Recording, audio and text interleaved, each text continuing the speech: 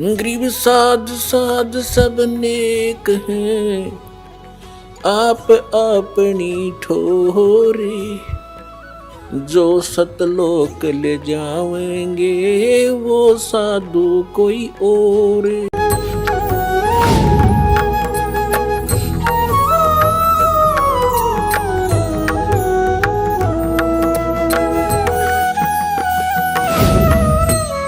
गुण रूप शाखा। अब रजगुण ब्रह्मा है, सतगुण विष्णु, तमगुण शिव जी, ये कंसेप्ट क्लियर करना पड़ेगा। एक तो बहुत ही सिंपल सा देखिए आप,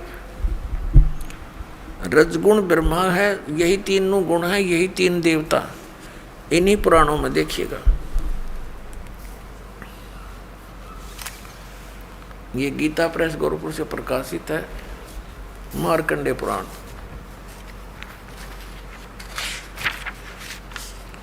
ये वही मार्कंडे पुराण है, सचित्र मोटा टाइप।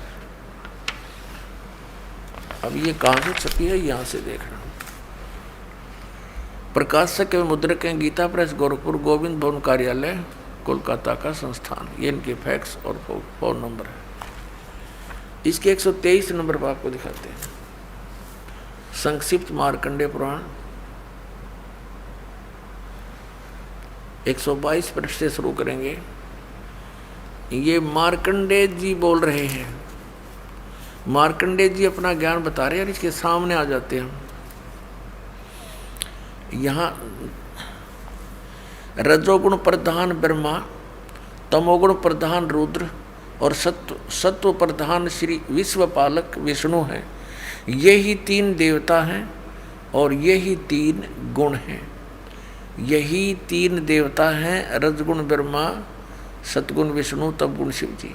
और यही तीन देवता कहो चाहे इनको तीन गुण कहो। वह कंसेप्ट क्लियर। वैसे तो बुद्धिमान को कहते हैं संकेत बहुत होता है, लेकिन फिर भी ये बहुत गहरी जड़ें हैं इस अज्ञान की हमारे अंदर, और प्रमाण देते हैं। एक देखिएगा, ये है श्रीमद् देवी भागवत हिंदी टीका सहित भाग 1। ये कहाँ से प्रकाशित है? ये है अथ देवी भागवतम भाषा सभाष्टिकम समातम, खेमरा श्री कृष्ण दास प्रकाशन, मुंबई 4। अब यहाँ देखना, इसमें संस्कृत भी साथ है, बहुत कमाल है। ये है अथ श्रीमद् देवी भागवते भाषा टीका युक्ते तृतीय स्कंद प्रारंभते। तीसरा स्कंद प्रारंभ हुआ। अब इसके 11वें पृष्ठ पर, तीसरे स्कंद में 11वां पृष्ठ पर हम अब आ गए हैं। 5वां अध्याय है ये।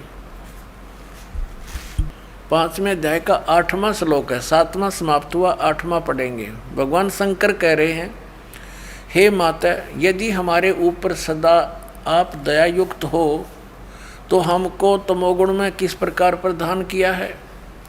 ब्रह्मा रजोगुण और हरि सतगुण युक्त किए हैं। क्यों युक्त किए हैं? अब यहाँ हम हिंदी भी पढ़ेंगे। हिंदी हमने पढ़ ली, संस्कृत पढ़ेंगे। ये 7वां श्लोक समाप्त हुआ, 8वां प्रारंभ हुआ। यदि दया धर्मना न सदाम्बिके कथम अहम, किस प्रकार मैं विहित से बना दिया, उत्पन्न कर दिया तमोगुण। और कमल जय, कमल से उत्पन्न होने वाले ब्रह्मा को रजोगुण संभव है, उसको रजोगुण बना दिया। सुविता के मुँह सतोगुण हरि, और विष्णु जी को आपने सतोगुण क्यों बना दिया, युक्त क्यों कर दिया? इति सिद्धम रजगुण ब्रह्मा सतगुण विष्णु तमगुण शिव जी।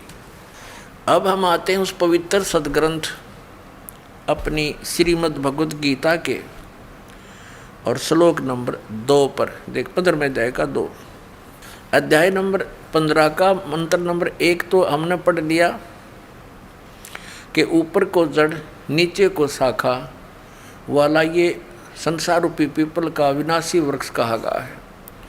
और छंदासी यस्य प्रणानी, उसके सभी भाग पत्ते आदि भाग हैं। यह तम वेद, जो उसको जानता है स वेदवित। ये हमने सारा पढ़ लिया। आदि पुरुष परमेश्वर तो समझो उसकी जड़ है परम अक्षर ब्रह्म, और अधः माने नीचे है, ये गलत अनुवाद है इनका। अब ये संसार रूपी पीपल के वृक्ष को अविनाशी कहते हैं, वेद जिसके पत्ते कहे हैं, और जो इसको जानता है जड़ से लेकर नीचे तक सवेदविद, वो तत्वदर्शी संत है, वेद के तात्पर्य जानने वाला। अब दूसरे में कहा कि उस संसार वृक्ष की तीनों गुण रूप, रजगुण ब्रह्मा, सतगुण विष्णु, तमगुण शिव जी, ये विषय वासना रूपी शाखाएं समझो, और ये नीचे और ऊपर फैली हुई है, सर्वत्र नहीं। ये मनुष्य लोक में कर्मानुसार भी यही हमें सुनियोजित रखते हैं, जैसा जिसका कर्म है वैसा ही देते रहते हैं। ये यहाँ पर हमें बांधे रखते हैं, बांधने वाले हैं, और नीचे और ऊपर फैली हुई, सभी लोगों में नहीं। अब तीसरे में कहा है इस संसार का स्वरूप जैसा कहा है वैसा यहाँ विचार काल में नहीं पाया जाता।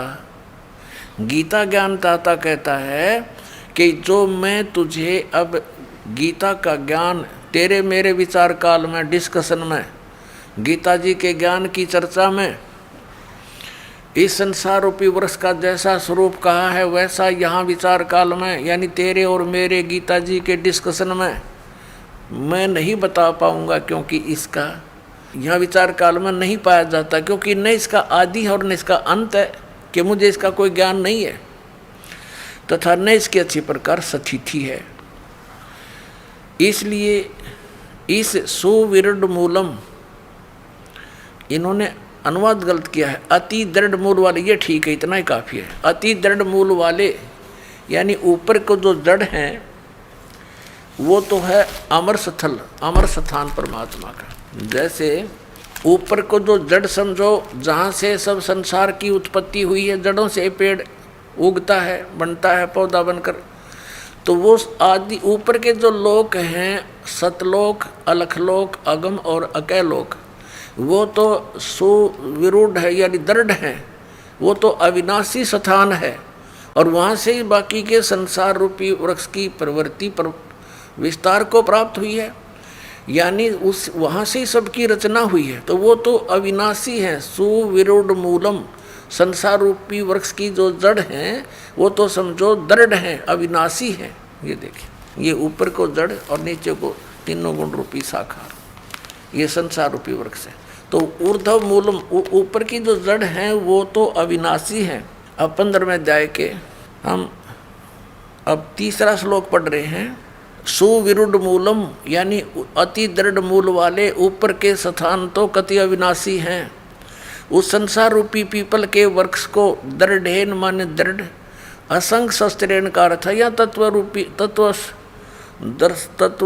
ज्ञान रूपी शस्त्र के द्वारा काट कर, इन्होंने वैराग रूप शस्त्र बना दिया इसका, उस क्योंकि तत्व ज्ञान की बात चल रही है, तत्व ज्ञान रूपी शस्त्र द्वारा काट कर, अर्थात उसको अच्छी तरह उस तत्वदर्शी संत से तत्व ज्ञान प्राप्त करके और इसको अच्छी तरह समझकर उसके पश्चात परमेश्वर के उस परम पद की खोज करनी चाहिए। देखना 15वें अध्याय के 4थे श्लोक में, तीसरा हमने पढ़ लिया, अब 4थे पर आ गए। यहाँ इसका अनुवाद है 4थे का। उसके पश्चात यानी तत्वदर्शी संत से प्राप्त ज्ञान के आधार से, उस तत्व ज्ञान के आधार से उसके पश्चात उस परम पद परमेश्वर को भली भांति खोजना चाहिए, जिसमें गए हुए साधक यानी फिर लौटकर संसार में नहीं आते, और जिस परमेश्वर से इस पुरातन यानी पुराने संसार रूपी वृक्ष की प्रवृत्ति विस्तार को प्राप्त हुई है, यानी जिस परमात्मा ने सब ब्रह्मांडों की रचना की है, उसी आदि पुरुष नारायण के, परम अक्षर ब्रह्म के, सच्चिदानंद घन ब्रह्म की मैं शरण हूँ, इस प्रकार दृढ़ निश्चय करके परमेश्वर का मनन और निधि ध्यान करना चाहिए। परपदे माने उसकी पूजा करनी चाहिए। अब श्रीमद् भगवत गीता जी अध्याय नंबर 15 के श्लोक नंबर 1 से 4 में ये स्पष्ट हो गया। एक तो तत्वदर्शी संत कौन होगा जो ये विभाग बता देगा संसार रूपी वृक्ष की कौन कौन से पार्ट हैं, और फिर बताया उसके पश्चात परमेश्वर के उस परम पद की खोज करनी चाहिए जहाँ जाने के बाद साधक फिर लौटकर कभी संसार में नहीं आते। उनका जन्म और मृत्यु का दीर्घ रोग नाश हो जाता है।